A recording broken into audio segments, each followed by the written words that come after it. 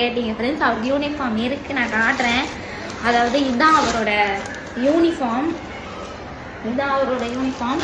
இதுவும் shirt and pant. So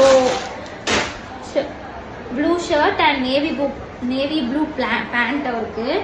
ஆனால் இவரோட அவங்க வந்து எவ்வளோ பெருசாக தைச்சி கொடுத்துருக்காங்க பாருங்க ஃப்ரெண்ட்ஸ். ரொம்ப பெருசாக இருக்குது இவருக்கு. வாங்க, போட முடியல, போட்டால் ரொம்ப அசிங்கமாக இருக்குது, தொலைன்னு இருக்குது, நல்லா இல்லை. அதனால போட்டு இல்லை அவருக்கு.